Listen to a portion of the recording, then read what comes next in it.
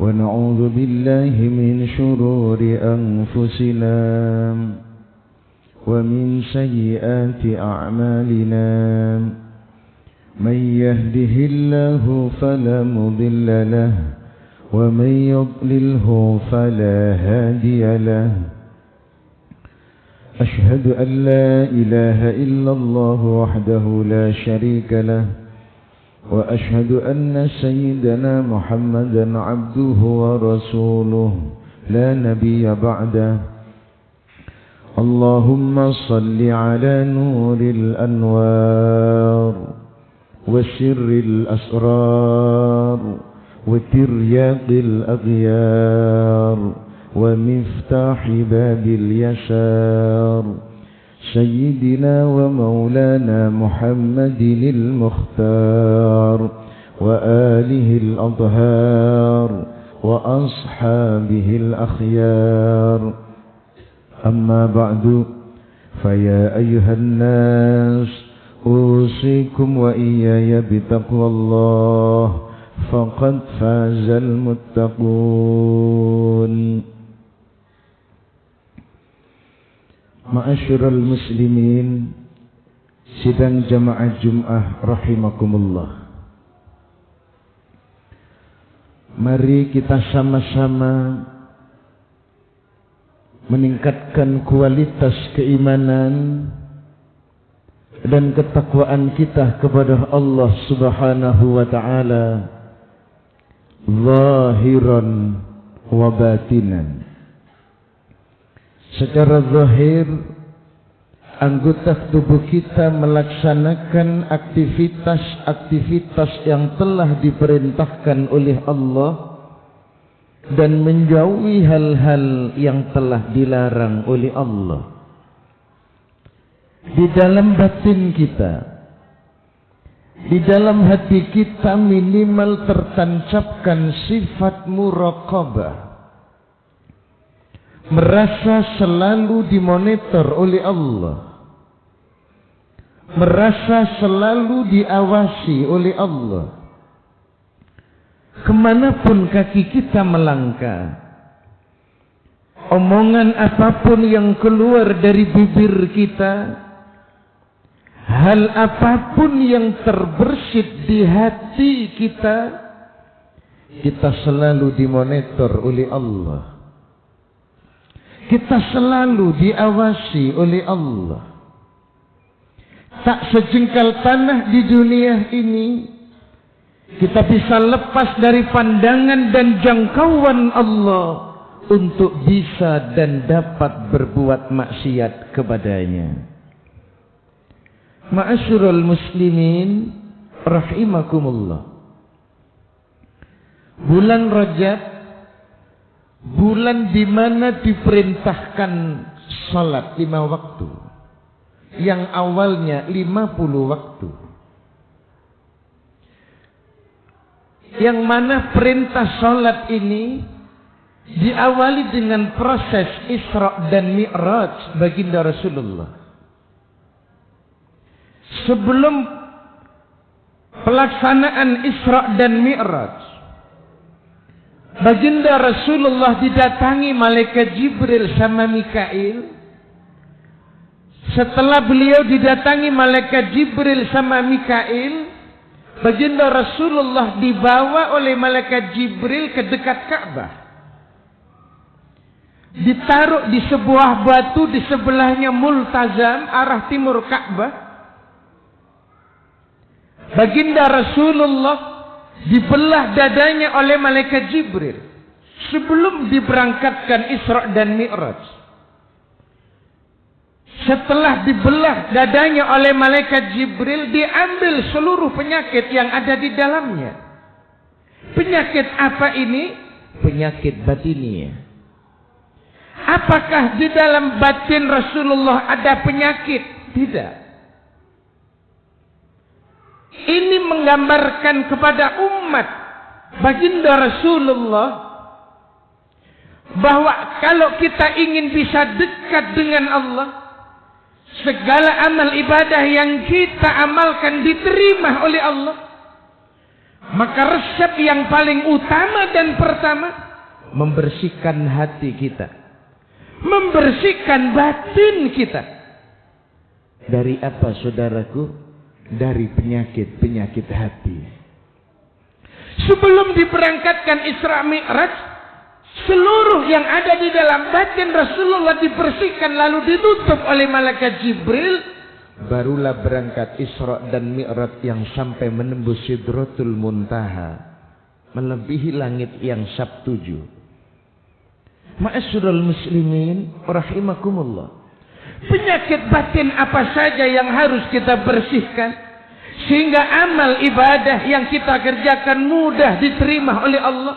Salat kita, puasa kita, zakat kita, sedekah kita, zikir kita, dan seluruh amal ibadah yang kita kerjakan mudah diterima oleh Allah sehingga bisa dekat dengan Allah. Yang pertama yang harus dibersihkan dalam batin kita adalah kesombongan. Baik sombong secara syar'i maupun sombong secara hakiki. Sombong secara syar'i, ana khairum minhu, diri merasa lebih baik dari orang lain. Baik merasa lebih baiknya karena banyaknya harta, karena ilmunya, karena tinggi jabatannya, dan lain sebagainya. Ketika di dalam hati merasa lebih baik dari yang lain, sombong itu namanya. Ketika ada kesombongan di dalam batin, sulit amal ibadah itu diterima oleh Allah Subhanahu wa ta'ala. Karena rata-rata sombong disebabkan oleh 3 hal. Yang pertama, ziyadatul mal, tambahnya harta karena kekayaan. Yang kedua, ziyadatul jah, karena pangkat dan jabatannya naik. Yang ketiga, ziyadatul ilmi, karena ilmunya tambah, gelarnya tambah, sehingga kesombongannya pun sering mengiringinya. Ketika di dalam hati ada perasaan ana khairum minhu, saya lebih baik dari orang lain.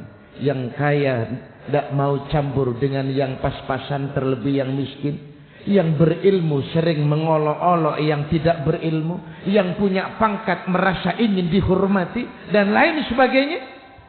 Ketika itu ada di dalam diri, sulit untuk bisa dekat dengan Allah. Mana buktinya? Iblis. Bukankah iblis pernah sangat dekat dengan Allah? Tidak hanya dekat, sangat dekat dengan Allah. Mana kedekatan iblis? Ada dialognya di dalam Al-Quranul Karim. Makhluk yang ada dialognya di dalam Al-Quran dengan Allah, berarti makhluk itu amat sangat dekat dengan Allah. Iblis pun ada yang pernah jadi gurunya malaikat, saking sangat dekatnya dengan Allah.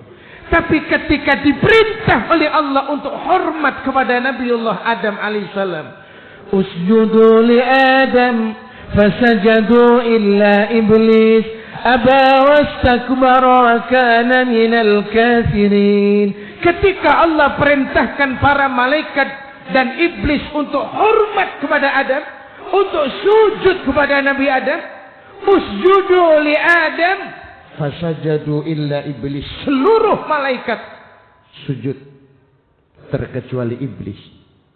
Aba wastakbar, iblis tidak mau, kesombongannya muncul, kecongkakannya muncul.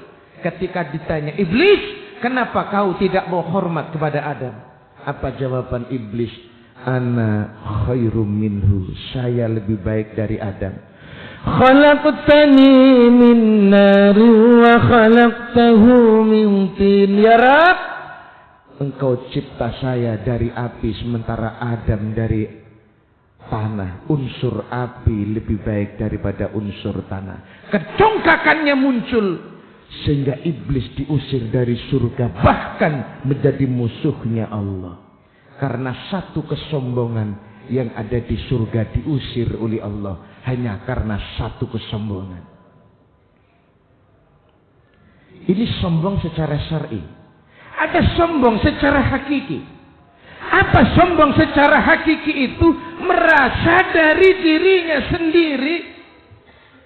Ketika ditanya, bang, rumahnya kok mewah? Iyalah, wong saya kerja, istri kerja, anak kerja, menantu kerja. Wajar kalau rumah saya mewah. Merasa dari dirinya sendiri. Bang, kok pangkatnya naik? Iyalah, wajar, kan saya pandai. Merasa dari dirinya sendiri. Kok sukses anaknya? Iya, saya kuliahkan. Merasa dari ikhtiarnya, merasa dari usahanya. Bukankah kita ketika wirid, terkadang kita wirid la haula wala quwata illa billahil aliyyil azim, yang itu merasa, ya Rabb, tidak ada daya dan kekuatan terkecuali darimu, ya Rabb. Bukankah itu kalau kita ijawintahkan, ya Rabb, saya tak akan pernah sukses terkecuali engkau yang mensukseskan. Saya tak akan pernah punya pangkat terkecuali engkau yang memberi pangkat. Saya tak akan pernah punya ilmu terkecuali engkau yang memberikan. Saya tak akan pernah punya kesehatan terkecuali engkau, ya Rabb, yang memberi kesehatan. Ketika merasa dari Allah, itulah tawadhu, rendah hati. Ketika merasa dari akalnya, dari ikhtiarnya, dari doa-doanya, itulah kesombongan yang sesungguhnya. Ketika ada kesombongan di diri, jangan pernah ingin ibadahnya diterima oleh Allah Subhanahu wa ta'ala.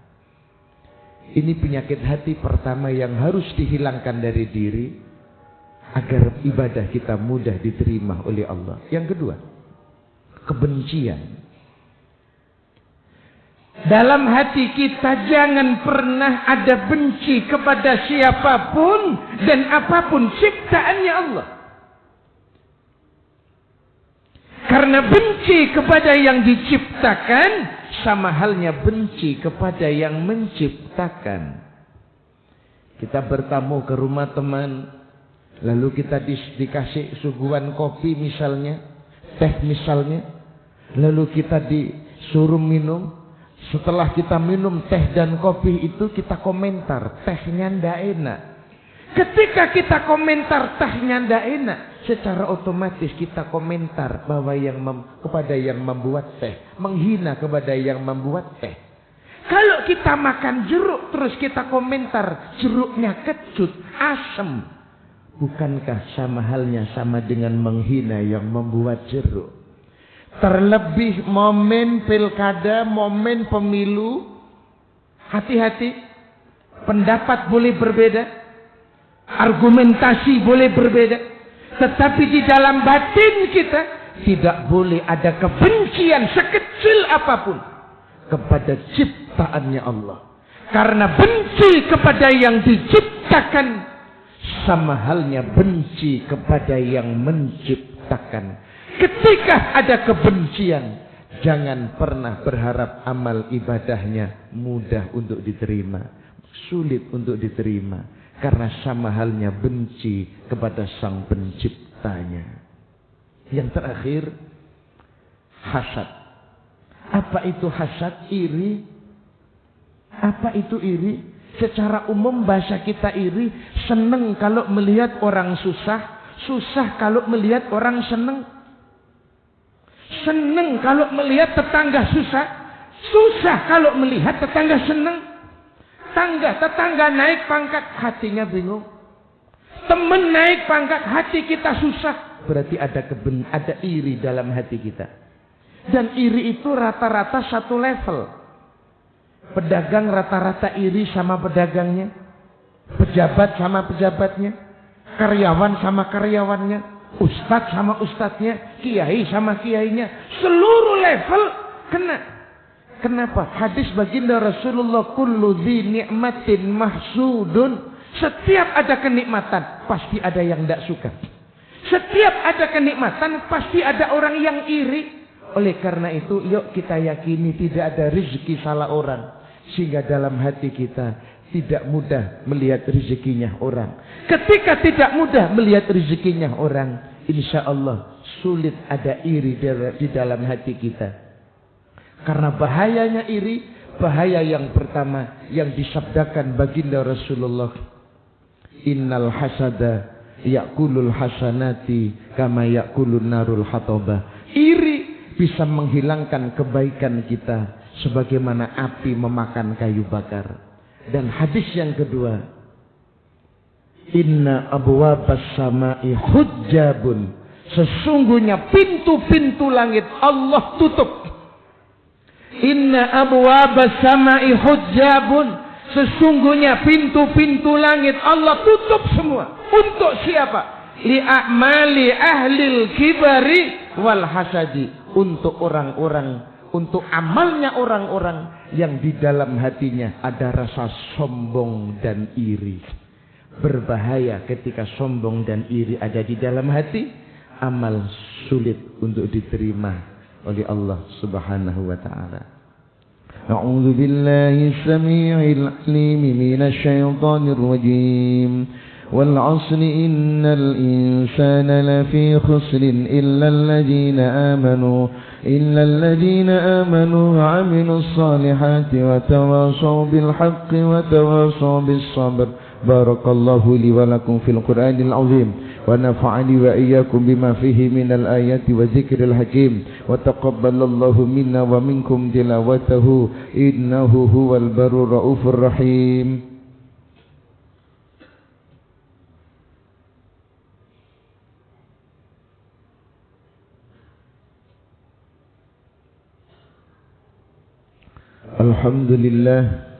الحمد لله الذي أرسل رسوله بالهدى ودين الحق ليظهره على الدين كله وكفى بالله شهيدا.